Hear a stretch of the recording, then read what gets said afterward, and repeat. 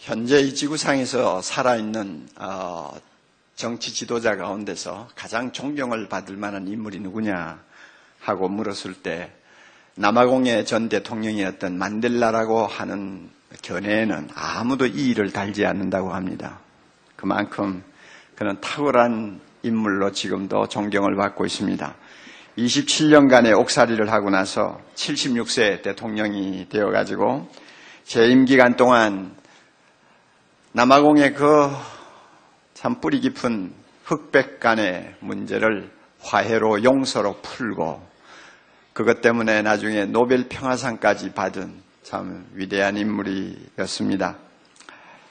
오늘 제가 이임 설교를 하면서 저 같은 졸부가 역사의 길이 남을 어떤 위인을 거론하면서 무슨 말을 시작한다는 것이 어떻게 보면 참 웃기는 일인지도 모릅니다. 또 가소롭다고 여길 수도 있습니다. 그러나 제가 오늘 그분을 먼저 언급하는 이유는 그에게서 매우 중요한 교훈을 제가 하나 배운 것이 있기 때문입니다. 만델라는 대통령이 되면서 자기가 국가를 위해서 할 수 있는 일과 하지 못할 일을 분명히 알았다고 합니다. 내가 해야 될 일은 수백 년간 묵고 묵어서 정말로 철천지 원수지간이 된 흑인과 백인, 백인과 흑인 사이를 화해시켜서 나라를 튼튼한 반석 위에 세우는 일이다. 이것이 내가 할 일이고 하나님이 나에게 주신 소명이고, 그러나 이거는 내가 해야 되지만 현재 남아공에 쌓여있는 여러 가지 경제 문제, 사회 문제는 내 능력으로 해결할 수 있는 문제가 아니다. 그러므로 그건 내가 할 수 없는 일이다. 그는 이렇게 판단하고 아직도 임기가 3년이나 남았는데도 그는 연임으로 더 대통령직을 수행할 것을 아예 공식적으로 포기를 해버리고 남아있는 3년 동안 자기 준비된 후임자를 키웠습니다. 그가 바로 지금 대통령으로 있는 타보 운베키라는 사람입니다. 그래서 시간이 되니까 미련 없이 그는 권좌에서 물러났고 자신의 영달보다 국가의 영광과 국가의 내일을 위해서 위대한 결단을 내렸는데 이 태도가 전 세계 사람들을 감동시킨 것입니다. 저는 이런 만델라의 태도에 큰 도전을 받았습니다. 내가 할 수 있는 일과 하지 못할 일이 무엇인가를 바로 분별하는 것. 그래서 내가 할 수 없는 일을 가지고 실험하면서 냄새나는 마지막을 고하는 것은 정말로 추악한 일이다 하는 것을 제가 그를 통해서 배웠습니다. 세상 정치 지도자도 이렇게 하는데 여러분 세상 국가하고 교회하고 세상 국가하고 비교가 됩니까? 교회가 뭡니까? 장차 우리 앞에 나타날 하나님 나라를 보여주는 만삭된 모습입니다. 교회를 보면 하나님의 나라가 이제 우리 눈앞에 임하였구나. 죄와 사망을 이기시고 만왕의 왕이 되신 예수 그리스도가 다스릴 그 의의 나라, 거룩한 나라, 찬양의 나라, 행복의 나라가 우리 눈앞에 임하였구나 하는 것을 교회를 통해서 우리가 봅니다. 그러므로 교회는 하나님 나라의 만삭된 모습입니다.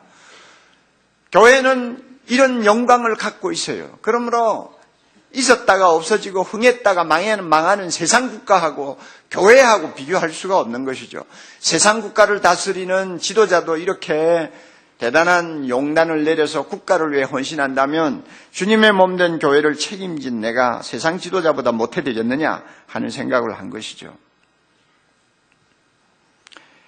이런 의미에서 저에게는 교회보다 더 중요한 것이 없었습니다. 저 개인보다 교회가 더 중요했습니다. 가정보다도 중요했습니다. 제 꿈보다도 교회가 더 중요했습니다. 그런 생각을 가지고 정신없이 달려온 것이 벌써 25년이 되었습니다. 그러나 나이가 들면서 성령께서는 저에게 정말 중요한 사실을 계속 가르치고 계셨어요. 나이가 들었다니까 진짜 나이가 든 것 같아요. 며칠 전에 만 65세가 이제 되었지 않습니까? 그랬더니 동사무소에서 연락이 왔어요.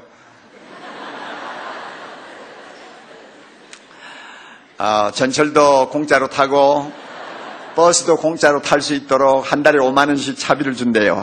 나 참 그거 들으니 약간 어설프기도 하고, 그래도 우리나라 꽤 잘 살게 됐구만. 나이 들었다고 차비 주는 거 보니까 좀 그래도 살만 나는 나라가 되어가는구나 하는 생각도 했습니다. 나이는 들기는 들었어요. 나이가 들면서 성령께서는 사랑의 교회 내일과 건강과 부흥과 영광을 위해서 제가 할 수 있는 일이 무엇인지, 그리고 할 수 없는 일이 무엇인지 자꾸 눈앞에 보여주세요. 그리고 할 수 있는 일보다도 할 수 없는 일이 더 많다는 사실을 계속 저에게 가르쳐 주셨어요. 그리고 목사가 늙으면서 교회도 함께 늙는 것은 주님께서 원하시지 않는다는 사실도 순간순간 저에게 알려주셨어요. 이것이 있었기에 제가 4년 전부터 이 교회 내일을 책임질 수 있는 후임자를 준비하기 시작한 것입니다. 지난 9월달 우리 오정현 목사님이 오셨어요. 오시자마자 여러분들의 얼굴과 표정이 달라지는 것을 보았습니다. 은혜를 받고 기쁨이 넘치는 모습, 그 너무나 아름다운 모습이었어요. 오 목사님의 표현대로 우리의 영혼의 세포가 춤을 추는 것을 제가 직접 보았습니다.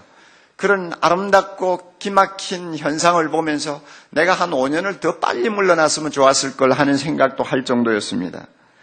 특세를 통해서 얼마나 여러분 많은 은혜 받았어요. 특세의 주제곡이 저 자신의 주제곡이 되고 제 자신의 18번 찬양이 되었습니다.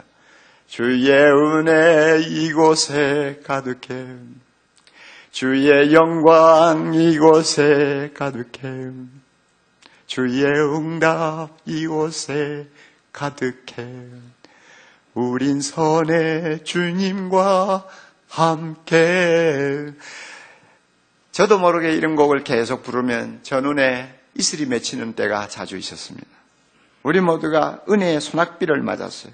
그래서 그런지 평년 같으면 연말 되면 매년 예배 출석 증가수가 한 800명에서 1000명입니다. 매년 이렇게 증가해 왔어요. 그런데 금년에는 3000명이 넘어가 버렸어요. 하나님께서 이 교회에 새로운 봄을 주셨다고 저는 생각을 합니다. 이렇게 은혜의 춤을 추는 교회를 남겨놓고 떠나는 저 자신이 얼마나 행복한 목회자인가 여러분 상상도 못할 것입니다. 저의 마음을요. 아마 읽지를 못할 것입니다.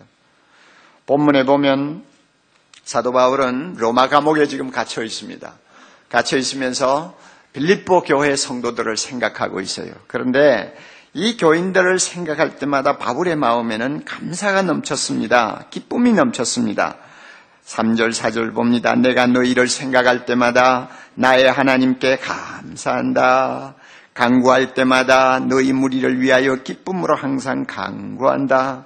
요즘 현대 성경 번역에는 이렇게 이 두 절을 다시 기록해 놨습니다. 여러분을 생각할 때마다 나는 하나님을 찬양하는 마음으로 가득합니다.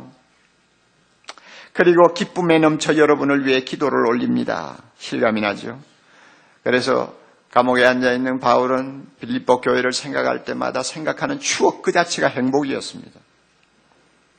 그들을 만나게 하신 하나님의 은혜가 너무 커서 자기도 모르게 기쁨이 넘치고 그들을 위해서 기도해주는 모습으로 바뀌었습니다. 사람들은 가끔 저에게 묻습니다. 특별히 기자들이 저에게 그런 질문을 잘해요. 목사님, 그래도 그 초창기부터 그렇게 애지중지해가지고 교회를 오늘까지 키웠는데 떠나시려고 하니까 마음이 진짜 섭섭하지 않으세요? 제가 그랬어요. 인간적으로 섭섭한 마음, 허젓한 마음도 구석에 있지만 그것은 하찮은 것이에요. 저에게는 더 큰 감사가 있어요. 더 큰 기쁨이 있어요. 사랑의 교회 성도들을 만나고 그들과 함께 25년을 달려왔다는 이것 저에게는 기가 막힌 복입니다 하면 못 믿겠다는 뜻이 저를 쳐다봅니다. 믿거나 말거나 그건 상관없어요. 자, 본문을 보면은 사도 바울은 빌립보 교인을 생각하면서 세 가지 특별히 감사하고 기뻐하는 내용이 나옵니다. 첫째로요, 바울은 무엇을 기뻐하고 감사했느냐? 빌립보 교회 성도들과 함께 복음의 교제를 나눌 수 있었던 것을 기억하면서 감사하고 기뻐했습니다. 여러분 잠깐 본문을 보셔야 됩니다. 그 복음의 교제라는 말이 나오는데 5절이죠. 첫날부터 이제까지 빌립보 교회가 개척되던 그날부터 한 10여 년이 지난 지금까지 그 다음에 뭐라고 그랬어요? 다 같이 복음에서 너희가 교제함을 인함이라. 다시 한번 복음에서 너희가 교제함을 인함이라. 이 말을 짤막하게 단축시키면 복음의 교제를 나누게 하셨음이니라 하는 말입니다. 이 교제라는 말은 코이노니아라는 말인데요. 굉장히 넓은 의미로 많이 쓰입니다. 그 의미가 강범위해요. 이 세상에서 가장 깊은 관계를 유지하는 인간관계가 부부관계 아닙니까? 이 부부간에 서로 나누는 깊은 관계도 코이노니아라고 그럽니다. 동시에 자기 손에 있는 것을 남에게 나누어주는 행위까지도 코이노니아라고 합니다. 그러니까 그 의미가 굉장히 넓은 의미인데 여기서 복음의 교제라고 하는 말이 뭐냐? 바울이 빌립보에 가서 복음을 전했지 않습니까? 그때 빌립보에 자주장사 루디아가 전도를 받고 예수 믿었습니다. 귀신 들렸던 여자가 예수 믿었습니다. 감옥에 가서 쇠고랑을 차고 앉아있을 때 그날 밤에 하나님께서 특별히 간수에게 복음을 전하도록 인도하셨습니다. 바울이 이렇게 복음을 전했잖아요. 복음을 전했을 때 그들이 예수 그리스도가 나의 구주요 나의 하나님이요 내가 예수 그리스도를 통해 죄 용서함을 받는다는 놀라운 은혜를 그들이 그대로 받아들이고 믿었습니다. 이게 바로 교제입니다. 복음의 교제입니다. 한 사람은 전하고 한 사람은 듣고. 그래서 예수를 믿게 되는 이게 복음의 교제예요. 그뿐입니까? 여러분 예수 믿고 나자 빌립보 교인들이 한 믿음을 가졌습니다. 한 하나님, 한 예수님, 한 성령을 믿는 하나의 믿음, 동일한 믿음을 가지고 그들은 끊을 수 없는 공동체를 이루었습니다. 그리고 서로 사랑하면서 신앙생활을 했습니다. 이게 복음의 교제예요. 뿐만 아니라 그들이 예수 믿고 나서 한 공동체를 이룬 것만이 아니라 이제 우리도 바울처럼 예수를 모르는 사람들에게 복음을 전하자. 그래가지고 그들은 핍박을 무릅쓰고 모욕을 무릅쓰고 복음을 전했습니다. 많은 사람들이 예수 믿고 돌아와서 빌립보 교회가 점점 성장하기 시작했습니다. 복음을 전하는데 함께 자기 자신을 던진 것, 이것도 복음의 교제입니다. 이런 복음의 교제를 빌립보 교인들과 함께 지난 10여 년 동안 나눈 것을 생각할 때 바울의 마음에 감사와 기쁨이 넘쳤습니다.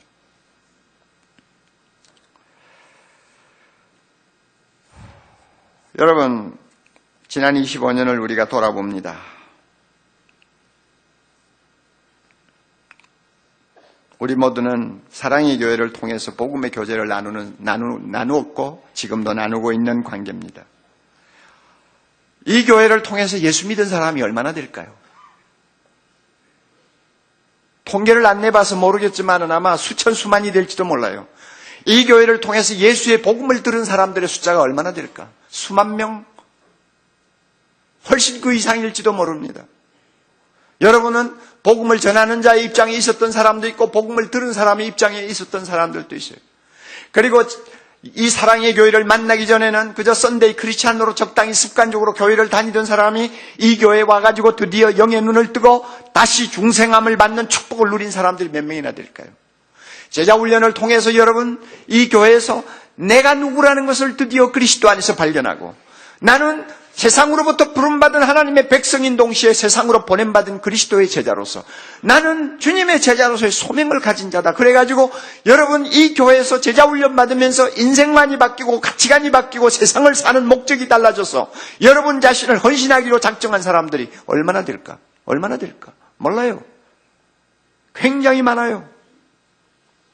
대각성 전도 집회 첫날 처음 23년 전에 처음 했을 때 우리 성도들이 믿지 아니하는 남편, 믿지 아니하는 가족들을 데리고 와서 앉혀서 하나님의 복음을 전하게 했습니다. 제가 말씀을 전하고 나중에 불안한 마음을 가지고 그들에게 초청을 했습니다. 여러분 복음을 듣고 예수 믿기를 원하시는 분은 그 자리에 일어나십시오.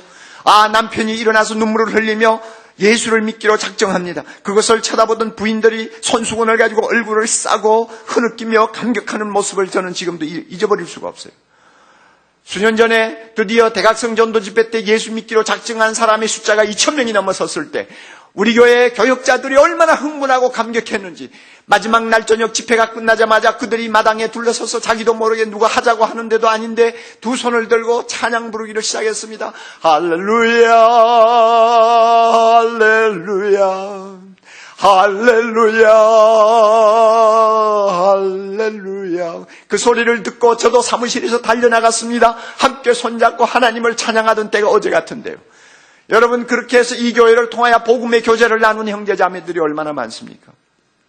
우리는 그렇게 만났습니다. 그렇게 해서 예수 그리스도를 중심으로 우리는 교제를 나누며 지금까지 달려왔습니다.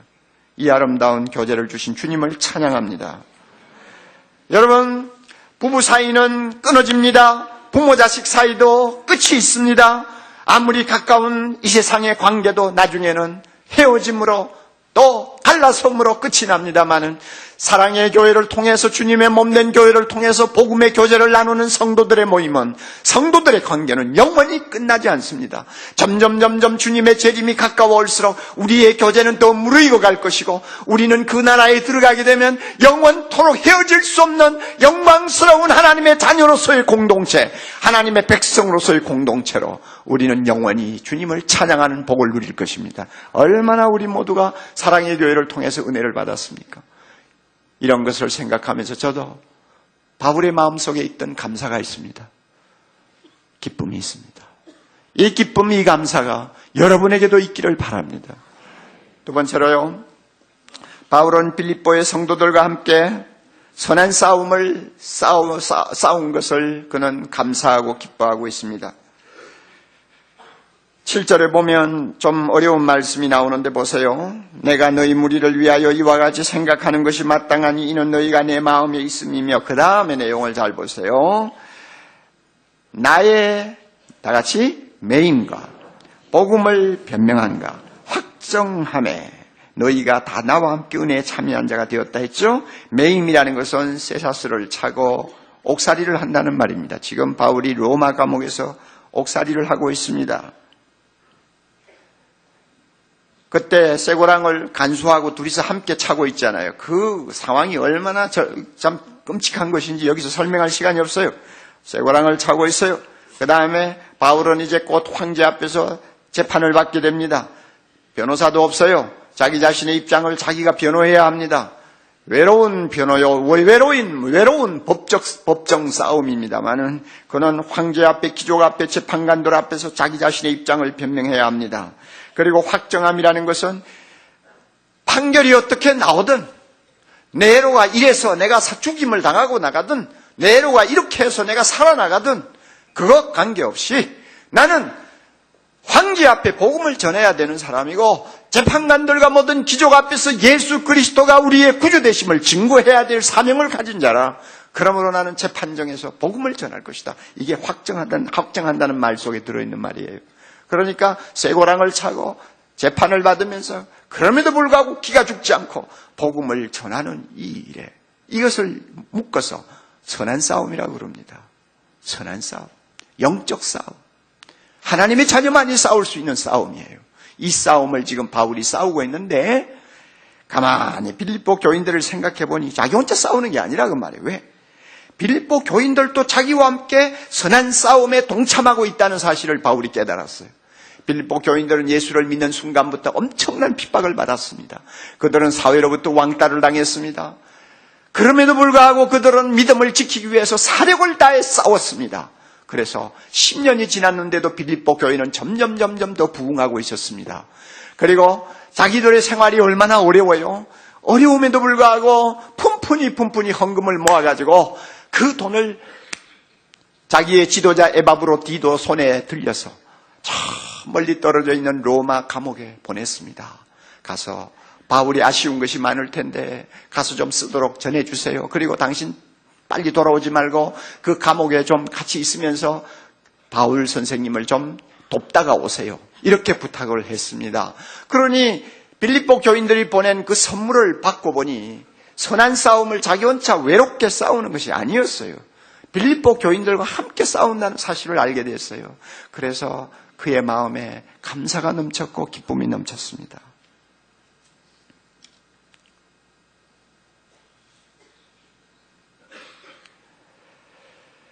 지난 25년을 돌아보면 우리도 영적으로 엄청난 싸움을 싸웠습니다. 여러분 가운데는 혼자 예수를 처음 믿었기 때문에 가정의 부부간의 행복을 얼마 동안은 날려버려야 되는 참 기막힌 경험도 했을 것입니다. 친구들도 잃어버렸을 것입니다. 어떤 면에서는 여러분의 환경에서 왕따를 당하는 수모도 당했을 것입니다.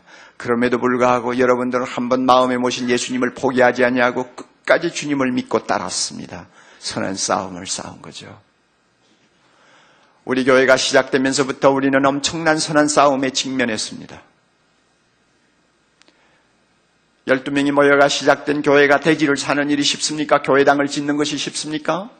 여러분 생각해 보세요. 복지관을 짓고 또 소망관을 또 우리가 구입하고 또 수양관을 또 훈련센터를 이런 것을 만들면서 우리 사역의 지경을 자꾸 넓혀가는 것이 쉬운 일입니까? 이럴 때에는 우리가 그렇게 힘들게 번 돈, 소중하게 여기는 돈을 헌금으로 바쳐야 되잖아요. 여러분 자기 돈 아깝지 아니한 사람이 어디 있어요? 그러나 하나님의 나라를 위하여 바친다는 그 사명 때문에 아까운 마음에도 불구하고 내놓을 때 마귀가 와서 우리의 욕심을 충동질하면서 얼마나 많은 선한 싸움을 우리에게 걸어왔습니까? 그럴 때마다 우리는 싸웠습니다. 이겼습니다. 그러기에 오늘의 사랑의 교회가 있습니다. 헌금 내기 싫어서 도망갔던 사람들은 이 교회의 영광에 참여할 수가 없습니다. 그러나 기쁨으로 하나님 앞에 드리기를 원하는 사람들은 주님 앞에 영광도 돌리고 선한 싸움도 싸워 이겼습니다. 어떤 자매를 저는 아직도 잊지 못하고 있습니다. 30대에 암이 걸려가지고 지금 이제 운명 직전입니다. 저는 그 옆에 조용히 지키고 있었습니다. 숨을 헐떡이다가 남편을 보고 남편 이리 좀 오라고. 남편은 믿지 아니하는 사람이에요. 남편은 고급 공무원이었습니다. 남편이 부인 입에다 기를 대니까 부인이 꺼져가는 소리로 이렇게 합니다. 여보, 내가 당신한테 한 가지 잘못한 게 있어요.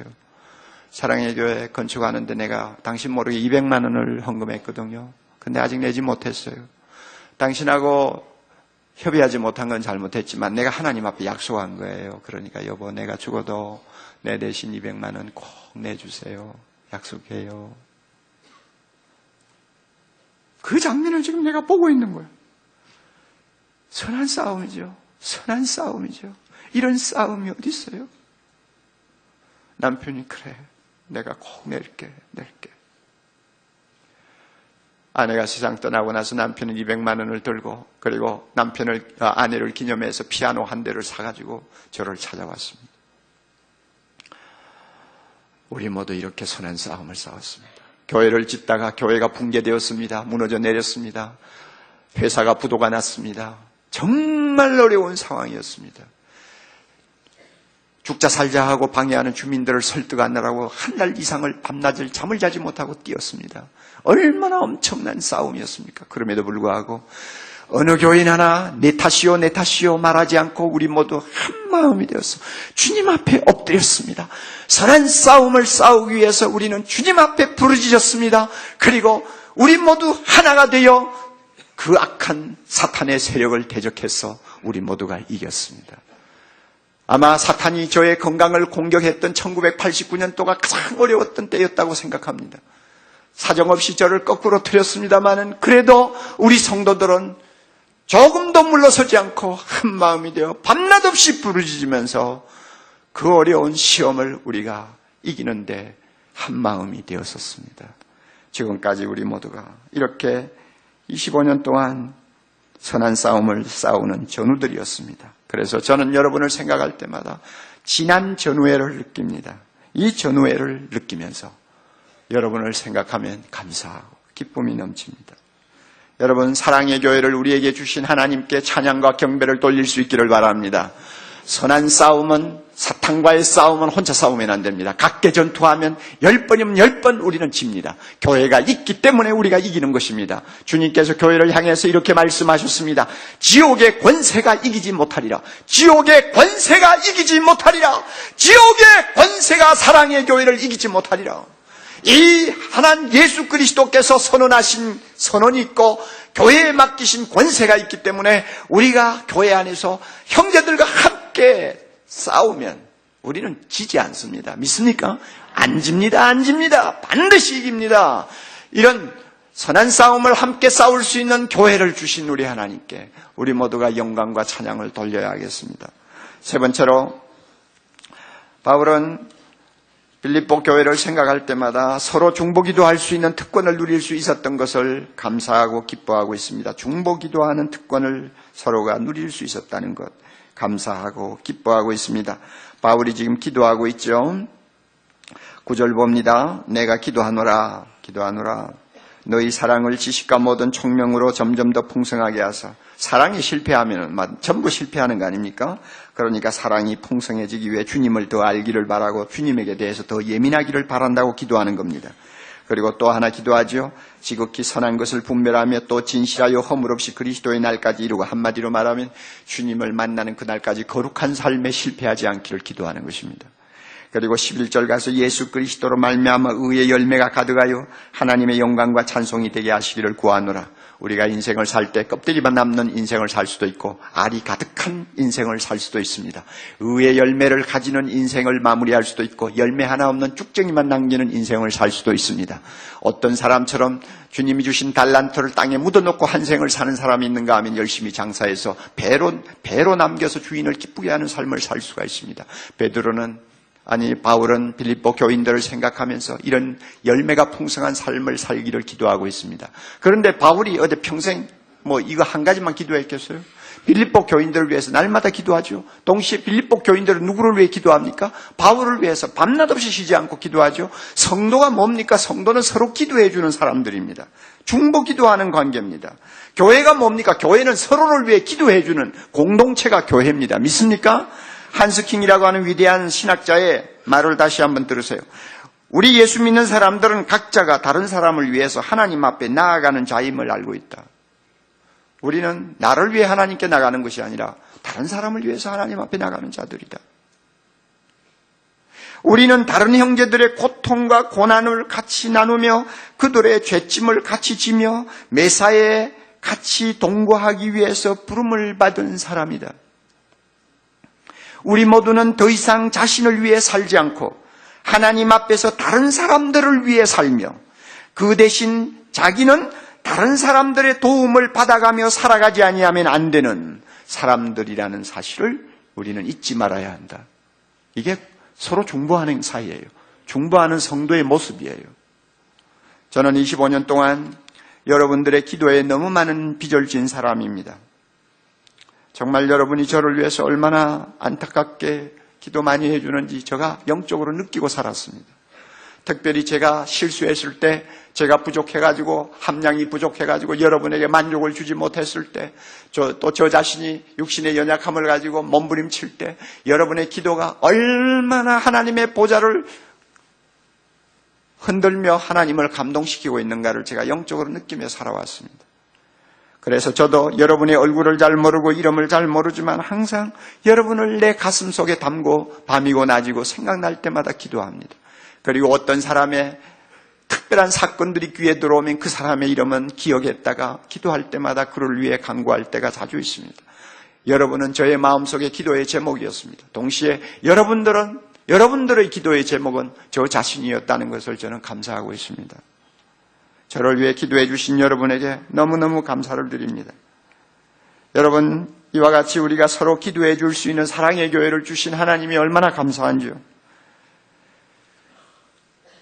혼자 기도해가지고는 큰 응답을 얻어내지 못합니다. 그러나 두세 사람이 합심해서 우리가 기도하면 보좌도 움직입니다. 할렐루야.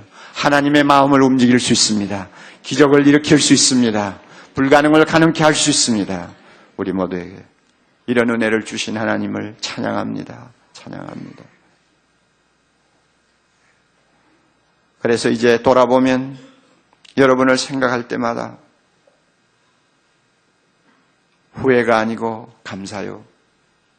아픔이 아니요 기쁨이요. 부끄러움이 아니요 자랑이 되고 있음을 저는 솔직히 고백합니다. 여러분을 생각할 때마다 제 마음에는 감사가 넘칠 것이고 기쁨이 넘칠 것이고 이 감사와 기쁨이 감미로운 환상곡이 되어 제 마음을 늘 즐겁게 해줄 것입니다. 저는 이 환상곡을 들으면서 이 자리를 물러납니다. 이제 사랑의 교회는 제2기 사역이 시작되었습니다. 오정현 목사님을 여러분들이 모시고 지난 25년보다도 더 힘차게 큰 꿈을 가지고 여러분들은 앞을 달려가야 합니다.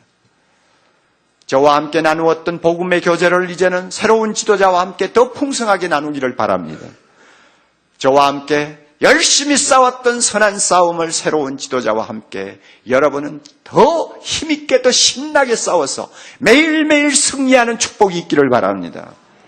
뿐만 아니라 저를 위해 기도해 주신 것처럼 새로운 지도자를 위해 기도해 주면서 기도로 똘똘 뭉친 공동체가 되어서 하나님께서 이 땅에 주의 나라를 이루시고 주의 이름이 높임을 받으시고 주님의 뜻이 하늘에서 이룬 것 같이 땅에서도 이루어져서 나라와 권세와 영광이 하나님 아버지 앞에 영원히 돌아가는 그날까지 이 교회가 시냇가에 심기운 나무처럼 주야로 청청하는 아름다운 은혜의 진언지가 될 수 있기를 바랍니다. 이런 은혜 하나님이 주실 때 저도 여러분들과 함께 기뻐할 것입니다. 저도 여러분들과 함께 춤을 출 것입니다. 저도 여러분들과 함께 전쟁터에 달려나갈 것입니다. 그리고 모든 영광 하나님께 돌릴 것입니다.